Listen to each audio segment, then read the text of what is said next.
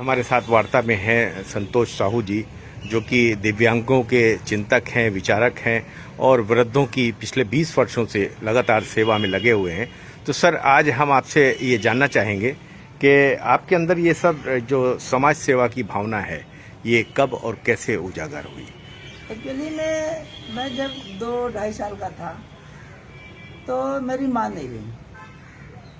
तो एक माँ की पीड़ा हमारे अंदर सदैव रही है और ये बात अंदर निरंतर आज भी हमारे सबसे बड़ी कमी है माँ की।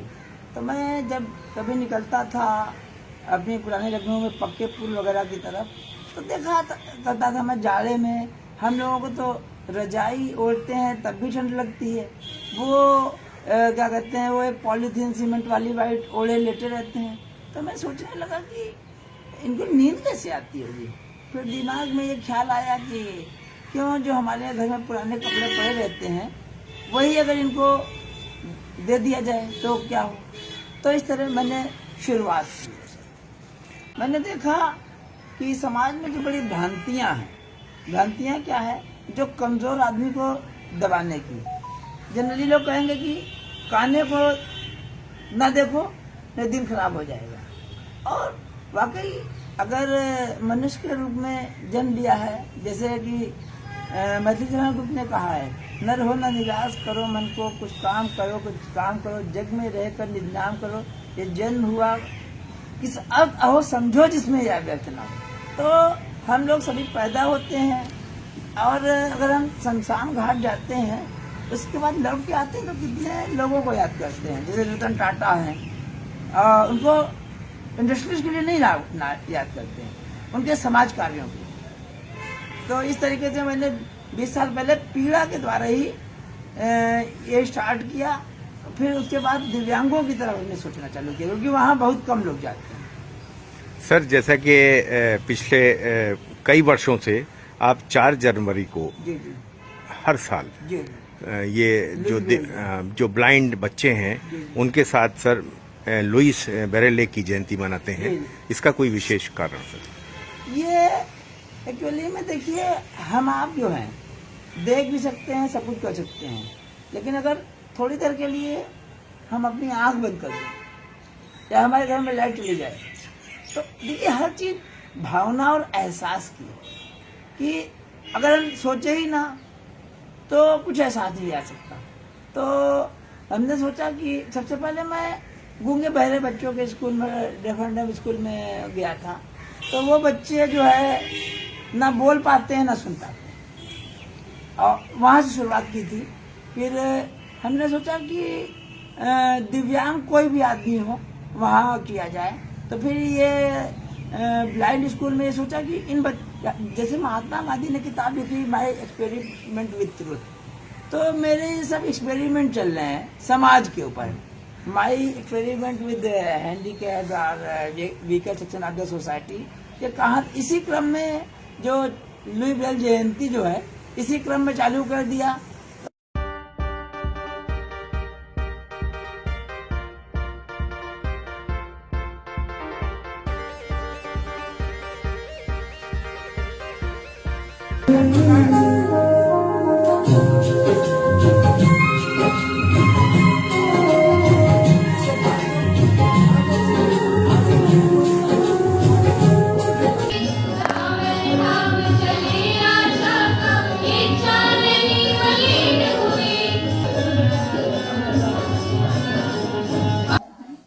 मैं आप सभी का हार्दिक स्वागत, वंदन एवं अभिनंदन करती हूँ। आज लुई ब्रेल जयंती के शुभ अवसर पर मैं आप सभी के समक्ष एक कविता प्रस्तुत करूंगी।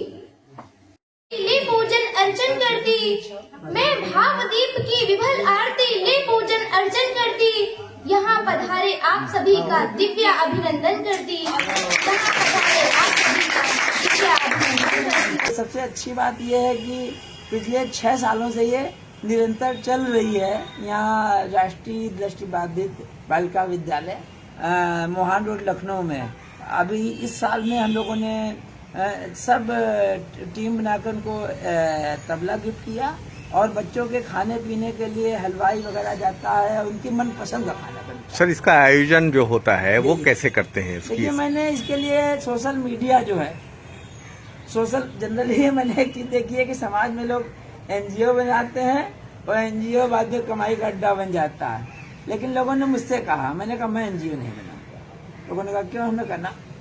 फिर मैंने कहा क्या किया जाए? व्हाट्सएप ग्रुप सबके पास हैं। व्हाट्सएप ग्रुप में होता यह है, हम लोग फितूर की चीजें बेचते हैं, फितूर की चीजें बकवास करते हैं, डिबेट लाइव जगह चालू हो जाते हैं। तो मैंने एक मोटो बनाया, व्हाट्सएप ग्रुप को सोशल वेलफेयर के लिए यूज में लाएगा। व्हाट्सएप ग्रुप में तो 250 लोग आते हैं, अगर उसमें 10% आदमी को इस रूप में आप चालू कर दें,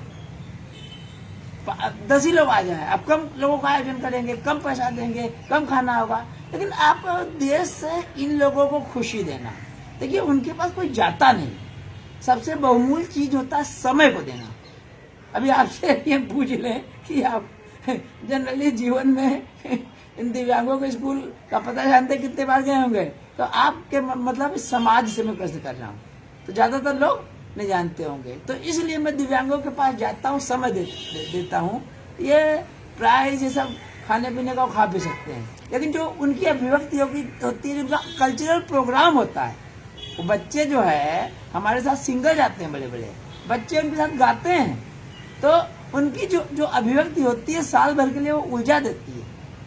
ये सर देश में उदासीनता का कारण क्या है, क्या देखते हैं? एक्चुअली में देश में उदासीनता का कारण है, इंसान के रूप में हम लोगों ने जन्म तो लिया है, लेकिन इंसानियत नहीं हमारे अंदर। जैसे अगर सचिन तेंदुलकर को क्रिकेट का भगवान कहा जाता है, तो इसका एक कारण है, मैं आपको बता रहा हूँ कि उसके पिता का पत्र है, जिसने अपनी किताब में पहले पन्ने पे लिखा है। उसमें लिखा है, उसके पिता ने लिखा है कि आप क्रिकेट कितना खेलोगे, 10 साल 20 साल। हमें ये सुनने में ज्यादा अच्छा लगेगा कि आप एक क्रिकेटर हो, आप एक अच्छे इंसान हो। तो दुनिया में सबसे मुश्किल काम है एक अच्छा इंसान बनना। आप किस किस तरह से समाज की सेवा करते हैं? देखिए, हमारी सेवा का कोई लिमिट नहीं। अगर मैं रास्ते में जा रहा हूँ, डेली हम जाते हैं, वृद्धा कोई दिख गई तो हमें जरूरत है कि नहीं है, लेकिन अगर 10-20 रुपए का अगर हमने सामान ले लिया, क्या नुकसान होगा? होटल में हर एक आदमी जाता है, वेटर को पैसा देके चले आते हैं। अगर मैं आपसे पूछूं कि होटल में एक वो भी व्यक्ति होता है जो बर्तन धोता, उसको कितने लोग पैसा देते हैं? मैं अक्सर जाता हूँ, ये सब मेरे प्रयोग हैं। और जैसे रोड पर है, बच्चे छोटे छोटे वो गुलाबी टाइप के वो खिलौने बेचते हैं, और जैसे आपने सामान ले लिया 10-20 रुपए का, फिर उसका सामान भी वापस कर दिया। सामाजिक जीवन में ये प्रयोग करता हूँ, और क्या कैसे करता हूँ, ये मेरी अंतरात्मा की आवाज है। और जीवन में जो मेरी पीड़ाएं हैं, इन बच्चों से मैं अभी भी पीड़ा है, जन्म से ही थी, अंतिम सांस तक रहेगी। और पीड़ा को ये शेयर करने का माध्यम है मेरा। सर चलते चलते आखिरी आपसे सवाल कि आप समाज सेवा को अहमियत देंगे या पूजा को देंगे? नहीं, हमारे लिए तो समाज सेवा ही पूजा है। अगर मंदिर में अगर जाते हैं, मूर्ति उस पे रुद्राभिषेक करते हैं या जल चढ़ाते, जो भी करते हैं, लेकिन साक्षात जो इस जाले में जाइए रात में, और जिसने खाना ना खाया हो या कम ठिठुर रहा हो, वो भाव समझिए, ये भाव समझिए। इसकी जो मेमोरीज होती हैं, जो आप करते हैं साक्षात इंसान के साथ, वो कभी अमिट होती हैं। और वहाँ जितने भी मंदिर मस्जिद और ये सब चीजें, इनको मैं बहुत ज्यादा महत्व नहीं देता, हालांकि अपमान नहीं करता हूँ, लेकिन इनमें थोड़ा सा पाखंड टाइप का समावेश हो गया है। हम इंसान को ही देवी देवता, या स्कूलों में जितनी बच्चियां होती हैं उनको सब देवी देवता का स्वरूप मानता है। सर आपको दिव्यांगों के प्रति और जो ब्लाइंड हैं और जो वृद्ध हैं उनके प्रति जो आपके दिल में जो आपके दर्द है और जिस सेवा भाव को लेके आप समाज के इन दिव्यांग लोगों के साथ सेवा पिछले 20 सालों से कर रहे हैं, ये आपका सत्कार जो है निश्चित तौर पर सराहनीय है। हम अपने चैनल की तरफ से आपको बहुत बहुत बधाई और शुभकामनाएं देते हैं। इंडिया न्यूज़ 24 से वार्ता करने के लिए आपका बहुत बहुत धन्यवाद। धन्यवाद।